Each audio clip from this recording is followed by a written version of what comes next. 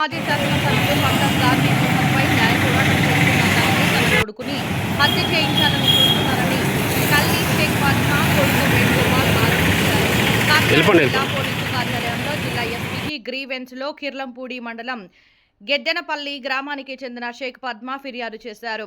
పంతం గాంధీ మోహన్ తనపై చిన్నప్పటి నుంచే లైంగిక దాడులు చేయడం, మోసం చేయడం, పలుమార్లు బలవంతపు గర్భస్రావాలు చేయించడం చేశారని, ఈ ఘటనపై ఇప్పటికే కిర్లంపూడి పోలీస్ స్టేషన్లో క్రైమ్ నెంబర్ 81/2022 కింద 313, 376, 417, 468, 506 సెక్షన్ల ప్రకారం కేసు నమోదై ప్రస్తుతం రాజమహేంద్రవరం 8వ అదనపు జిల్లా మరియు సెషన్స్ కోర్టులో విచారణ కొనసాగుతుందని తెలిపారు.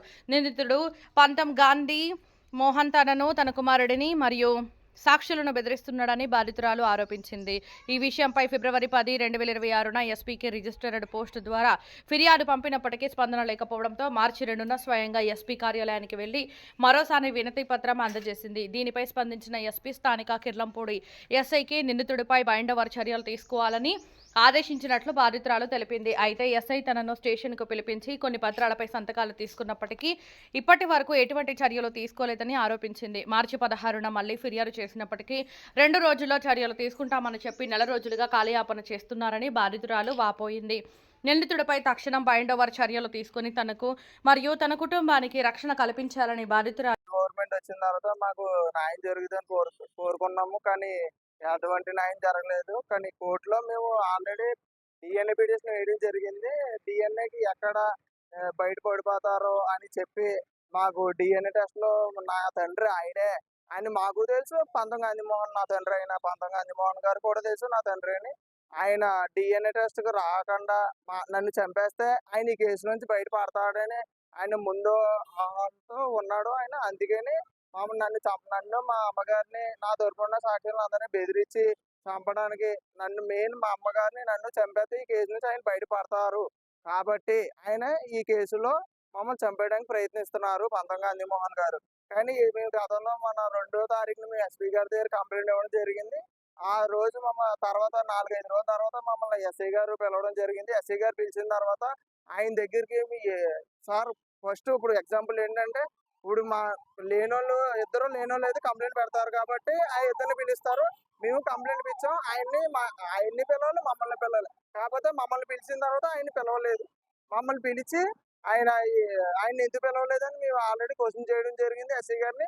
ఎందుకు ఆయన పిలవలేదంటే ఆయన ఎక్స్ఎమ్మెల్యే పొలుగుబడి ఉంది, ఆయన ఇది అయినోడు, మేము ఆయన దరిదాపులకి వెళ్ళలేము అని ఆయన డైరెక్ట్ గానే చెప్పేశాడు. ఆల్రెడీ ఆయన వాయిస్ రికార్డ్ కూడా నా దగ్గర ఉంది. కావాలంటే మీకు వినిపించడం జరుగుద్ది. ఎందుకంటే మాకు చాలా అన్యాయం జరుగుతుంది ఈ కేసులో. రాష్ట్ర ముఖ్యమంత్రి శ్రీ నారా చంద్రబాబు నాయుడు గారికి, ఉప ముఖ్యమంత్రి శ్రీ పవన్ కళ్యాణ్ గారికి, ఐటీ మంత్రి నారా లోకేష్ గారికి, హోంమంత్రి అనితమ్మ గారికి మిమ్మల్ని అందరినీ నేను కలవడానికి చాలా ప్రయత్నిస్తున్నాను. కావున ఎలాగన్నా మాకు న్యాయం చేసి ఈ కేసులో ఆయన మీద కఠినమైన చర్యలు తీసుకుని, ఉప ముఖ్యమంత్రి గారికి ఆరోగ్యం బాగోకపోవడంతో మేము ఆయన ఆరోగ్యం బాగున్న తర్వాత మాట్లాడే వాళ్ళందరికీ న్యాయం చేసి ఎలాగైనా ఆయన మీద కఠినమైన చర్యలు తీసుకుంటారని మేము కోరుకుంటున్నామండి. మీడియా తరపున మీడియా వాళ్ళు కూడా మాకు సహకరించి మీరు న్యాయం చేయాలని మేము కోరుకుంటున్నామండి. మేము ఆల్రెడీ కోర్టులో ఫైట్ చేసినప్పుడు మమ్మల్ని చంపడానికి ఏ రకంగా ఆయన ప్రయత్నించకూడదు కదా. ఎస్పీ గారు కూడా ఆదేశాలు ఇవ్వడం జరిగిందండి. ఎస్పీ గారు ఆయన మీద బైండ్ ఓవర్ చేసి కేసులో ఎంక్వైరీ చేయమని కూడా ఆయన ఆదేశాలు ఇచ్చారండి జగ్గంపేట సిఐ గారికి. ఎలాగన్నా మీ మీడియా మిత్రులందరూ మాకు న్యాయం చేస్తారని కోరుకుంటున్నాం. 2022లో పంతం గాంధీ మోహన్ మీద కేసు పెట్టడం జరిగిందండి. 4 సంవత్సరాలు మేము న్యాయ పోరాటం చేస్తున్నామండి. వైసీపీ గవర్నమెంట్ లో మాకు న్యాయం చేయడం, కూటమి ప్రభుత్వం చేస్తున్నారు, మాకు న్యాయం జరుగుతుంది మేము కోరుకుంటున్నామండి. నారా చంద్రబాబు నాయుడు గారికి, పవన్ కళ్యాణ్ గారి, డిప్యూటీ సీఎం పవన్ కళ్యాణ్ గారికి, లోకేష్ గారికి మాకు అందరికీ కూడా మాకు న్యాయం చేయాలని మేము కోరుకుంటున్నామండి. ఆయన ఆరోగ్యం బాగుండి మాకు న్యాయం చేయాలని పవన్ కళ్యాణ్ గారు నేను కోరుకుంటున్నాను. మాకు ఇప్పటికీ కూడా మాకు న్యాయం జరగనెత్తలేదండి. ఇప్పటికీ కూడా పోలీసు వ్యవస్థ మొత్తం పంతం గాంధీ మోహన్ కి సహకరిస్తున్నారండి. నా కొడుకుని నన్ను కూడా చంపించేందుకు ప్రయత్నాలు చేస్తున్నారండి. డిఎన్ఏ టెస్ట్ కి మేము కోర్టులో ఫైట్ చేసి పోరాడుతున్నాం. మా తరఫున ముప్పల్లి సుబ్బారావు గారు మా తరఫున అడ్వకేట్ గా ఉన్నారండి. ఆయనే మాకు ఈ కేసులో మాకు న్యాయం చేస్తాననేసి ముందుకు భరోసా ఇచ్చి మమ్మల్ని నడిపిస్తున్నారండి. కానీ ఇప్పటికీ కూడా అండి మాకు ఎటువంటి న్యాయం జరగనివ్వటం లేదండి. డిఎన్ఏ పిటిషన్ వేసినా కూడా తప్పించుకుని తిరుగుతున్నాడని పంతం గాంధీ మోహన్ సాక్ష్యాలను బెదిరించేసి ఊళ్ళో ఏమీ చేయకుండా పంచాయతీ గుమస్తా వీర వెంకటేశ్వరరావుతో మొత్తం బెదిరించి భయపెట్టి చేస్తున్నారండి. నా కొడుకుని నన్ను ఇబ్బందులు పెడుతున్నారు. నా కొడుకుని చంపించే ప్రయత్నాలు కూడా పంతం గాంధీమోహన్ గారు చేస్తున్నారు. ఆయన తప్పు లేకపోతే కనుక నా కొడుకు DNA టెస్ట్‌కి మేము అడుగుతున్నామండి. మేమేం ఆశించట్లేదండి. నా కొడుక్కి నాకు అన్యాయం జరిగింది. ఎంత అన్యాయం జరిగింది మీడియా అందరికీ మీకు తెలిసిన కాలం నుంచి మేము 4 సంవత్సరాల నుంచి పోరాడుతున్నామండి. మాకు సీఎం గారు చంద్రబాబు నాయుడు గారు, పవన్ కళ్యాణ్ గారు, లోకేష్ గారు, అనితమ్మ గారు మాకు న్యాయం చేయాలని మేము కోరుకుంటున్నాం. ఆళ్ళు కలుద్దామని ప్రయత్నాలు చేసినా కూడా అవ్వట్లేదండి.